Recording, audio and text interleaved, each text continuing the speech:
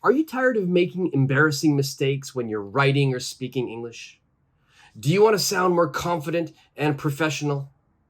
Well, then, this is the lesson for you. In this lesson, we are going to go over the 10 most common mistakes in English and how to avoid them. So, let's get started.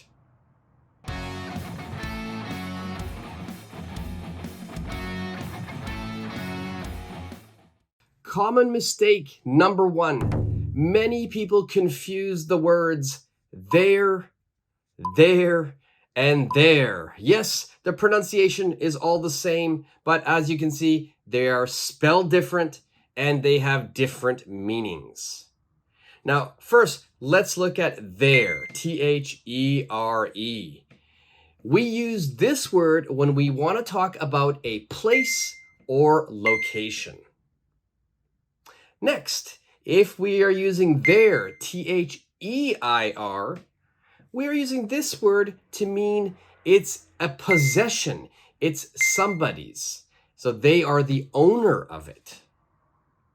And finally, if I'm using T-H-E-Y apostrophe R-E, this means it's a contraction of they are. They are is quite long, so we shorten it by saying there.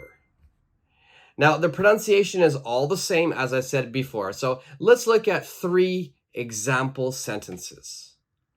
Number 1, there. The car is over there. Number 2, that is their car. And number 3, they're in the car. Okay, so please be careful. There. Same pronunciation, different meaning. Common mistake number 2. It's and its. Again, these have the same pronunciation, but they are spelled a little bit different. One is spelled I-T-S, it's. The other one is spelled I-T apostrophe S, its. Now, they have different meanings. If I'm doing ITS, this means possession.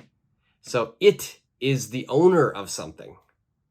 Now, if I do IT apostrophe S, that means it's a contraction.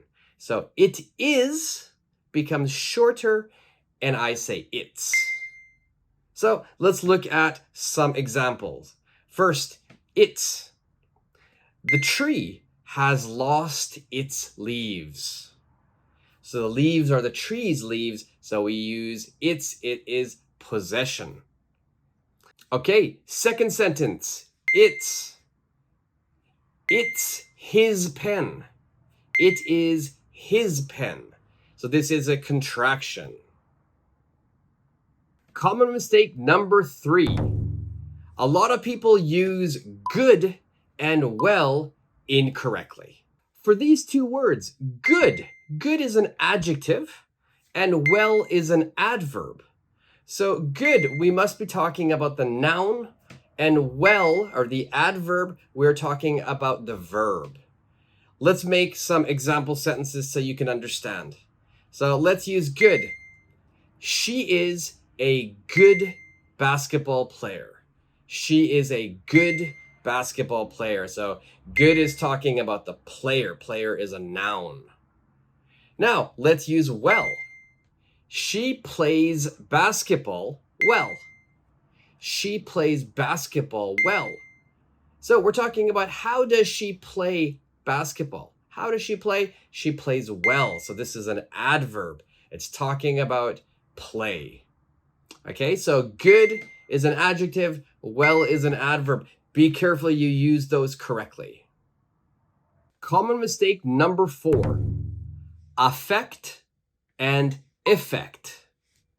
One of these words starts with an A, the other one starts with an E, but they have very different meanings. Affect with an A, it means to have influence. And effect with an E, it is telling me the outcome, the result. Let's look at an example sentence. The rain affected my mood.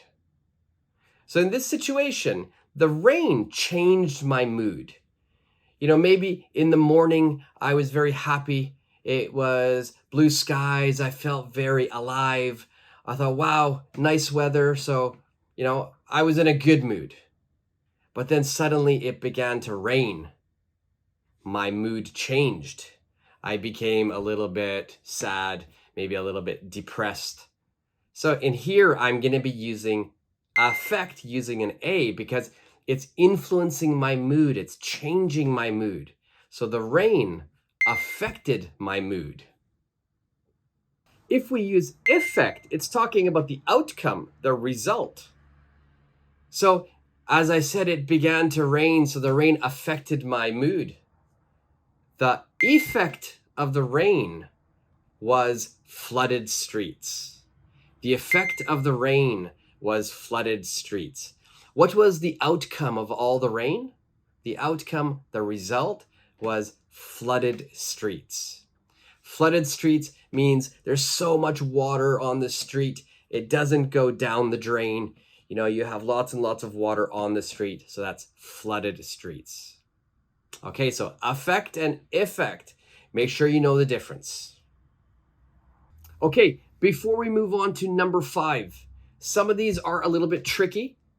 So if you have any questions about any of these common mistakes, make sure you ask me down in the comment section down below. And also, if you like this video, please subscribe to this channel. It's completely free. Give me a thumbs up and hit the notification bell. Okay, common mistake number 5, than and then. So than, T-H-A-N, we use this when we are comparing two things. So if one thing is bigger or smaller or taller, then I'm going to use the word than. And then, T-H-E-N, we are talking about the sequence of events. So first, next, then. So we're talking of the order of how we do things. So make sure you understand the difference. Let's look at a couple of sentences so you can understand it even better. Sentence number 1. I am taller than my sister. I am taller than my sister. Number 2. I finished my homework, then I watched TV. I finished my homework, then I watched TV. Common mistake number 6, using the incorrect preposition. Prepositions are very difficult. We use prepositions a lot to talk about locations. We use them in various situations. One of the more difficult prepositions, one of the prepositions that many people confuse are using of and for.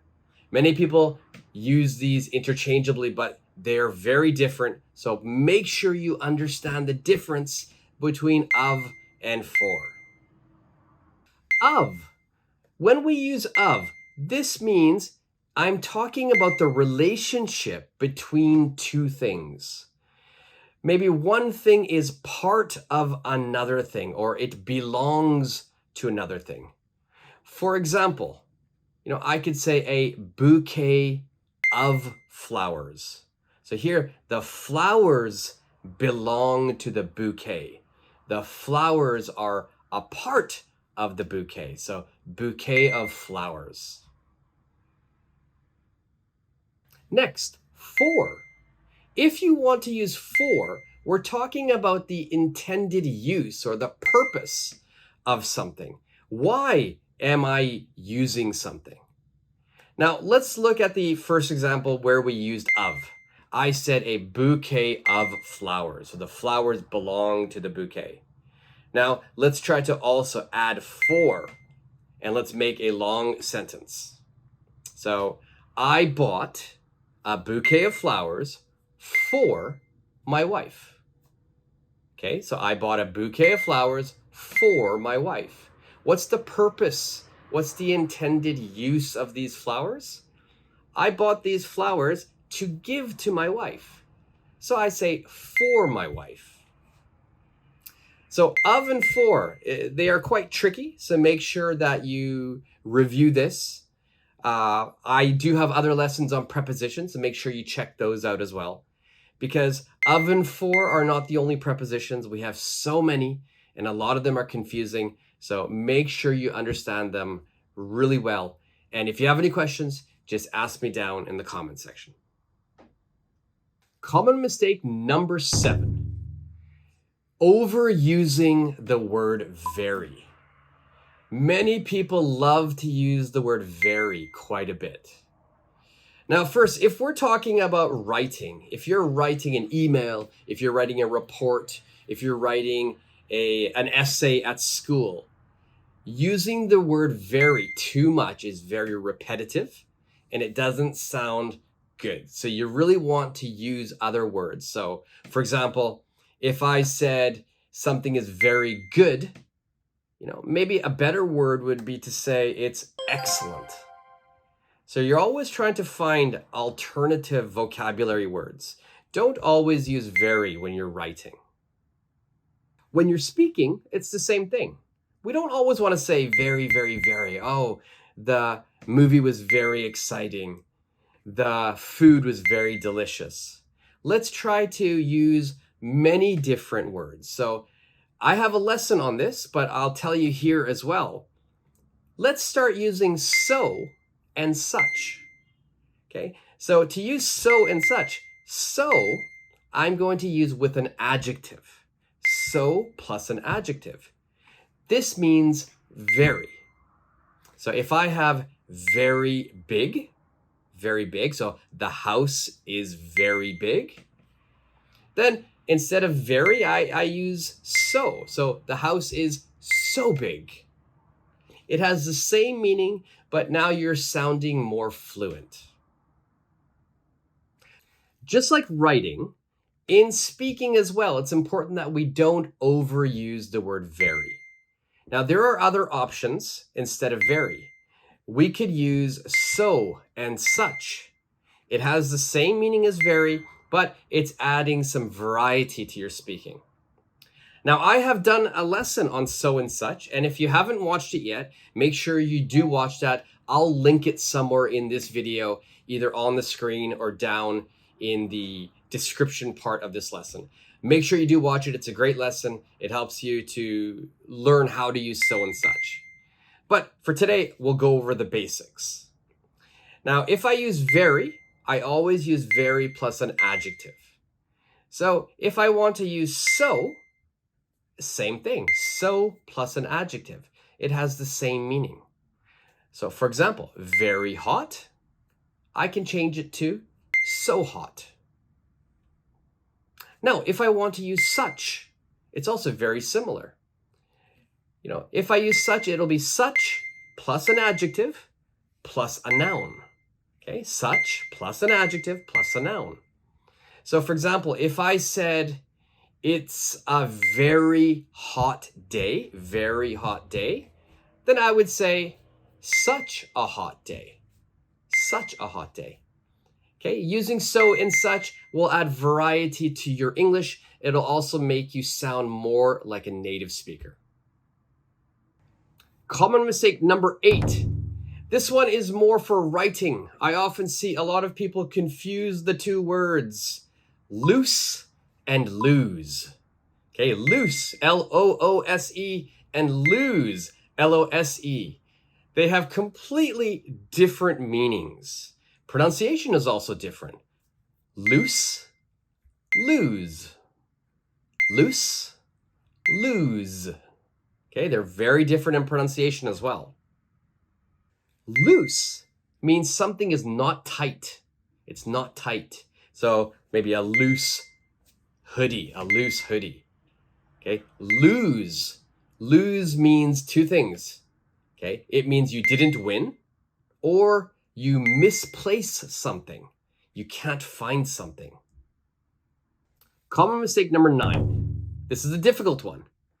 A, an, and the. First, let's look at a and an.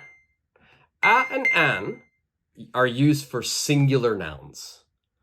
The difference between these two is a is going to be followed by a noun which begins with a consonant. That means it's letters like B, C, D, F, G, H, etc. And an is always followed by a noun that begins with a vowel, A, E, I, O, U, and sometimes Y. So we know that a and an, or a and an, are followed by singular nouns. Okay. Now, when do we use a and an? When do I use the? For the, we're always going to be talking about a specific noun. And a or an is not followed by a specific noun. Now, the easiest way to understand this is what I usually tell my students in my school is think about the listener's point of view. So if you are going to talk about a noun and it is the first time for the listener to hear this noun, then please use a or an. If this is a noun that the listener doesn't know about, then please use a or an. But if this is the second time or the third time that you are using this noun, or maybe the listener already knows about this noun, then please use the. That is always for a specific noun. Now, I'll give you a very easy example. Now, if I am at home and my friend is at my house, it is the first time for my friend to come to my house. So I tell my friend, just wait here for 1 second. I'm going to go to a convenience store. I say a convenience store because my friend doesn't know which convenience store I will go to. Near my house, there are 3 convenience stores. So I will go to a convenience store. Now, if I invite my friend many times to my house, and my friend knows I always go to the same convenience store. So he knows that.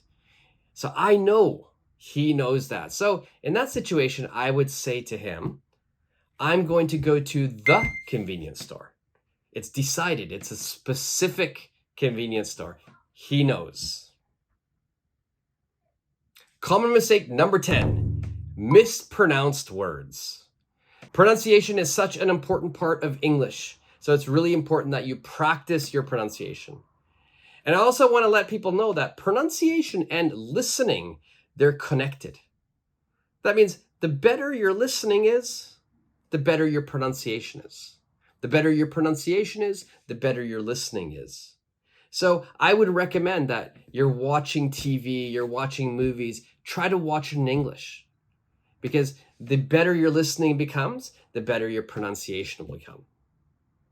Now, let's go over some common pronunciation mistakes. And one of the most common mistakes is people like to pronounce every letter. And unfortunately, in English, we often have silent letters. When we have a silent letter, it's important that we don't pronounce those. And I'll give you 3 examples. If we look at the word chocolate. Now, most people want to pronounce all of the letters. So it's C-H-O-C-O. So this second O, a lot of people like to pronounce it. So they will say chocolate, chocolate. But in English, this second O is silent. So my pronunciation would be chocolate, chocolate. I don't pronounce that second O. Let's look at another example. Several, several. Same situation. We have a silent letter. Now, please listen to my pronunciation. Several, several. Which letter is silent?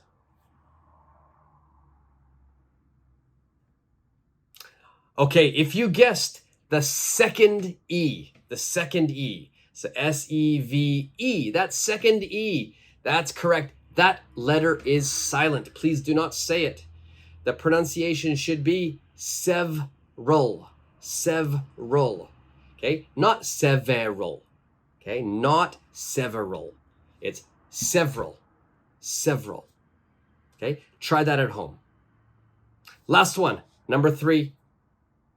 Interesting, interesting. All right, which letter is silent?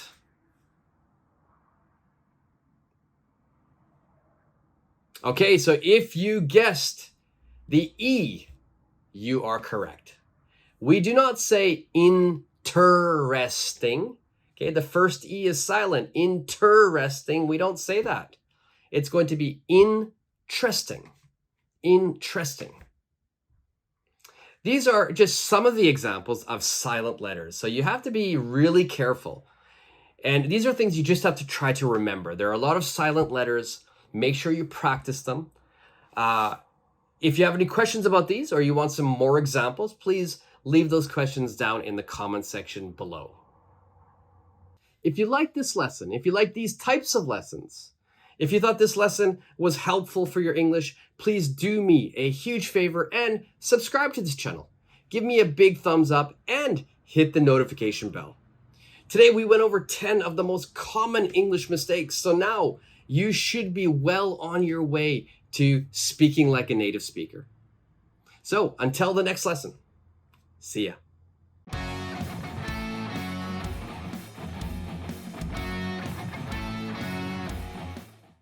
Thank you for watching today's lesson. Today we went over the top common English mistakes you need to avoid to start speaking English better. If you enjoyed today's lesson, please subscribe to the channel, give me a big thumbs up, and hit the notification bell. And make sure you check out my other videos as well, as they will also help you speak English more fluently. So until the next lesson, see ya.